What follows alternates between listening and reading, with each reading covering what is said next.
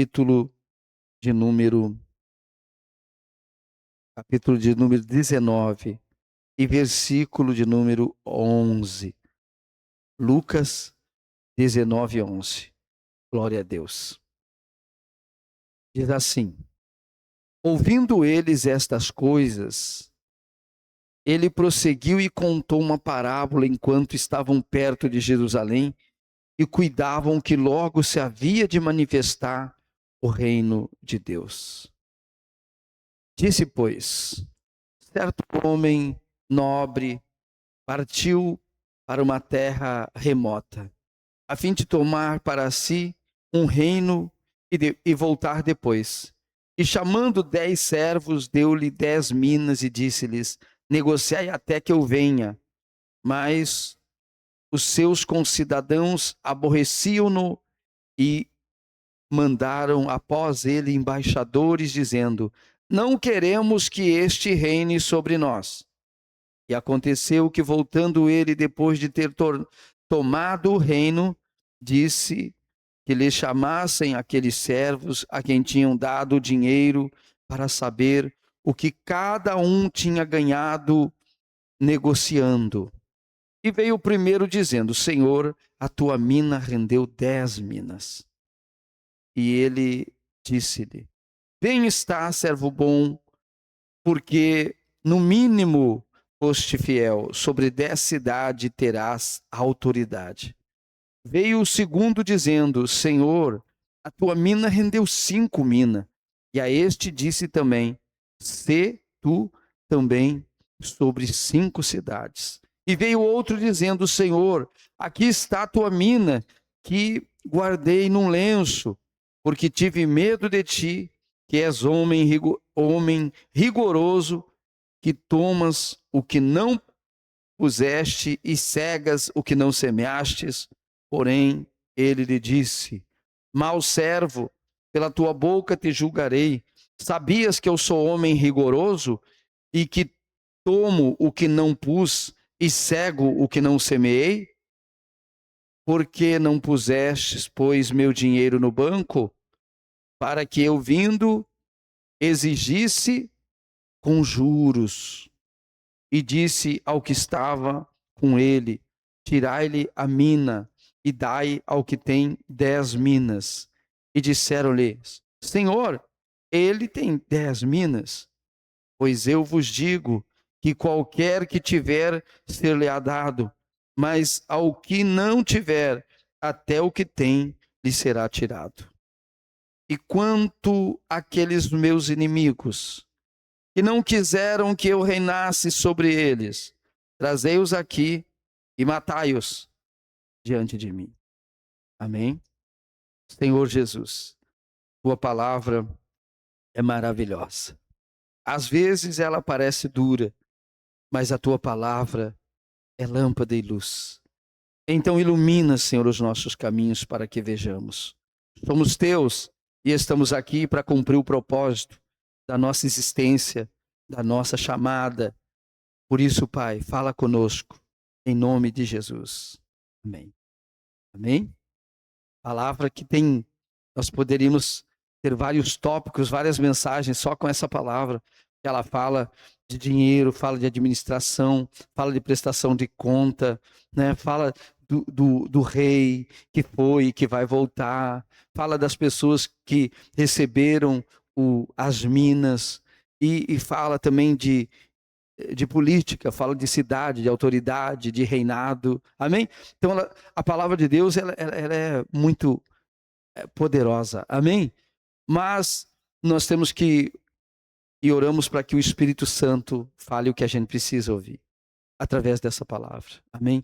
Porque essa palavra, às vezes as pessoas olham e vejam Deus como apenas: Deus é amor, Deus é amor, Deus é bom, Deus é bom. Ele é.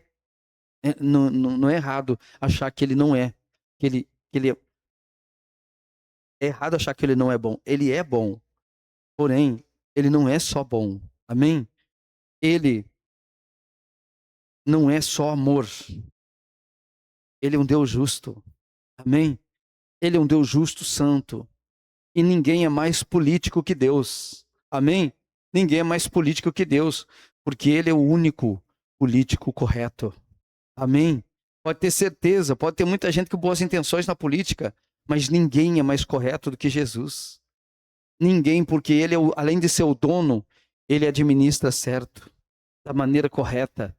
Amém? E um dia vai haver um reinado, por isso que fala aqui, vai ter autoridade sobre 10 cidades, sobre 5 cidades. E porque um dia haverá um reinado chamado o milênio. E nesse reinado, aqueles que foram fiel a ele vão reinar com ele também. Amém? Vão reinar com ele, ou seja, vai fazer parte da sua administração. Vai fazer parte, digamos, daquelas pessoas que estarão na administração dele.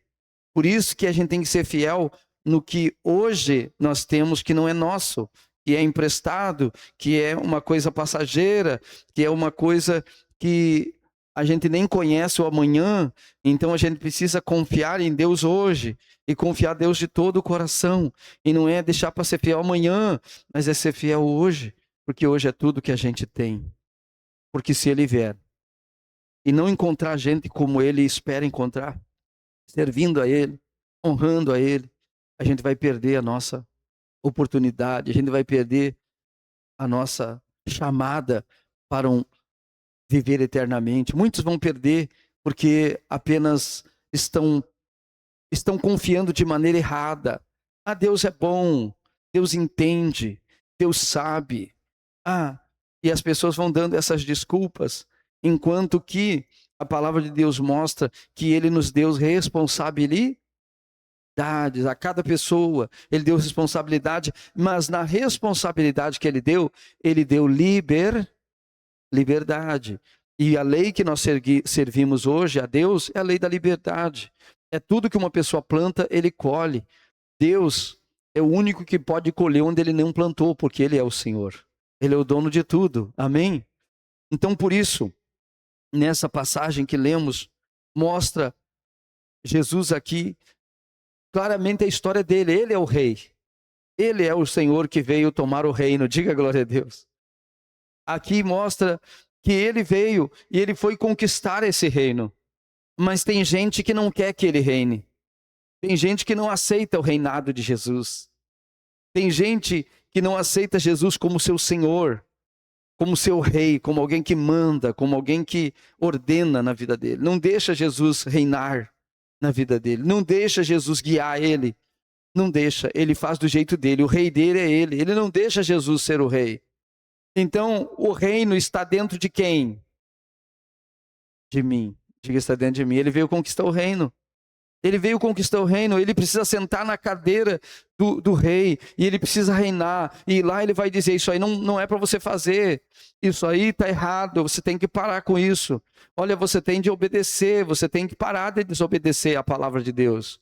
Você tem que, chegou a hora de você, né, me ouvir, e você então é que ouve a voz dele, ouve a palavra dele e deixa ele reinar. Quando você abre mão das suas vontades pecaminosas, das suas vontades errôneas, erradas. Hoje as pessoas, não importa a idade, as pessoas estão errando. Tem muitos crentes antigos dentro da igreja errando, vivendo uma vida totalmente fora do padrão de Deus. Porque eles têm na cabeça deles só essa frase: Deus é bom o tempo todo, Deus é amor, né? Deus é misericórdia, Ele é tudo isso, mas Ele é o grande rei que voltará. Ele é o grande rei que foi conquistar um reino. E teve gente que, quando ele foi conquistar o reino, mandou embaixadores para dizer: não queremos ele aqui, não queremos que ele reine aqui. Mas ele foi, e a Bíblia diz que ele voltou. E quando ele volta para acertar de conta. Ele vai acertar de conta com quem quis ele e quem não quis ele. Amém, irmãos? Ele vai acertar. E essa parábola conta isso. Então Jesus contou essa parábola quando estava próximo de Jerusalém. Muitos pensavam que o reino de Deus se manifestaria imediatamente. Então Cristo ensina que haveria um período de espera, responsabilidade e prestação de conta antes da manifestação plena do reino de Deus.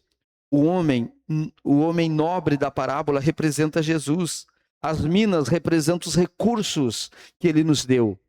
os dons, oportunidades, responsabilidades que Deus entrega aos seus servos. Quem é servo de Deus aqui, diga amém. Então ele entregou responsabilidade a nós, e tudo que ele entregar para nós, ele vai cobrar, ele vai pedir conta. Como dirigiu tua família?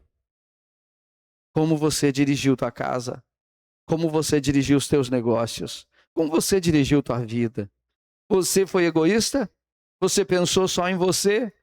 Porque tem gente que pensa só em si mesmo.